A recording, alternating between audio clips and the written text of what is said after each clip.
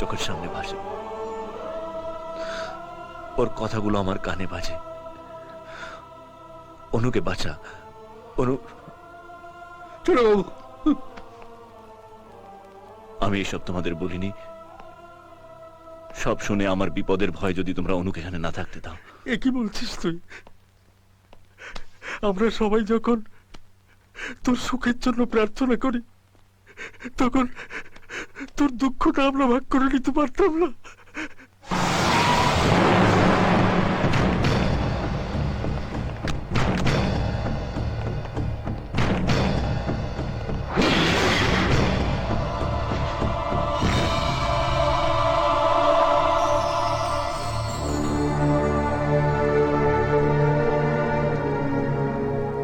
আমি পারিনি মঙ্গলদা, অনুকে আমি বাঁচাতে পারিনি। ওরা ওকে ওকে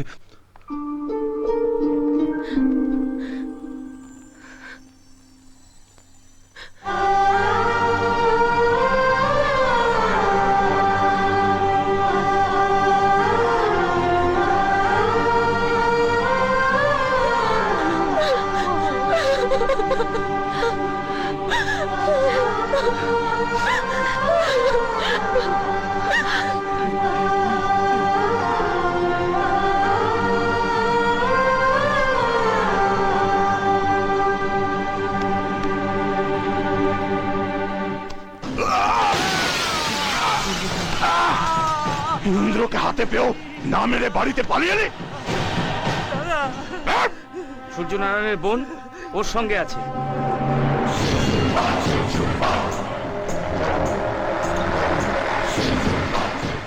তাহলে শুধু ইন্দ্র নয়, মেয়েটাও মরবে।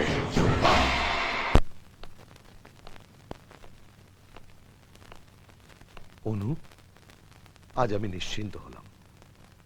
ভেবেছিলাম সবাইকে হারাবার পর তোর আর কেউ নেই। ভগবানের আশীর্বাদ আর বরদার পুণ্যের জোরেই তুই এরকম একটা পরিবার পেয়েছিস।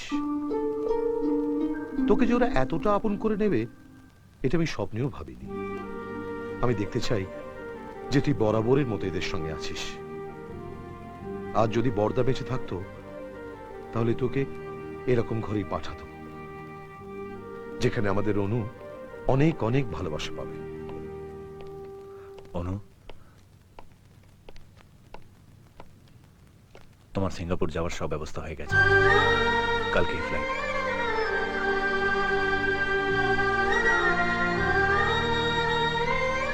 ইন্দ্র, ওর সিঙ্গাপুর যাওয়ার কি দরকার? ওকে যেতে হবে মঙ্গলদা, এইটুকুই তো আমার কাছে চেয়েছিল। ওর নিজের একটা জীবন আছে, স্বপ্ন আছে। আমি চাই না ওগুলো এখানেই শেষ হয়ে যায়। আর তাছাড়া এই পরিস্থিতিতে ওর এখানে থাকাটা সেফ নয়। কিন্তু ও এখান থেকে চলে গেলেই সব সমস্যা মিটে যাবে না ইন্দ্র। তুমি রুদ্রকে ছেড়ো না। রুদ্র আমাকে চেনে না।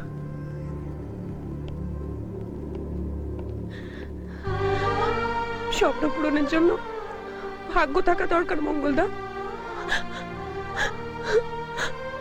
আমি বোধহয় ততটা ভাগ্যবতী নই। আমি ভেবেছিলাম ও এসে বলবে, অনু তুমি যেও না। সবাই আমার ভালো চায় মঙ্গলদা, আর ভালো চাইতে গিয়ে আমাকে ছেড়ে সবাই চলে যায়। আমার সাথে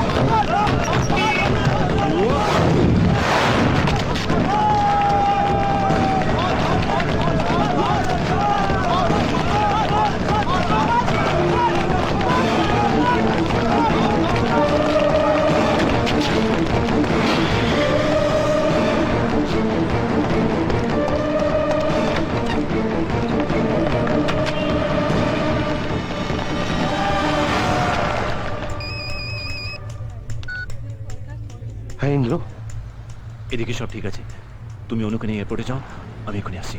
হ্যাঁ ঠিক আছে। ইন্দ্র, কোথায় তুমি? তুমি ঠিক আছো তো? আমি ঠিক আছি। অনু, হ্যাঁ বলো, কিছু বলবে? সাবধানে যেও।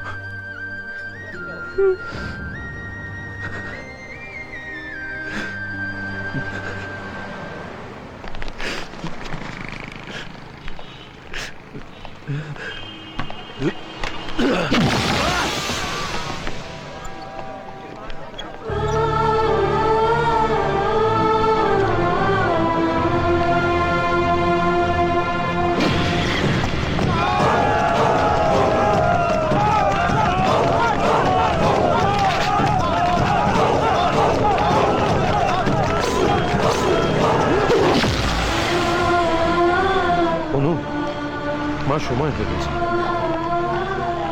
কিন্তু ইন্দ্র,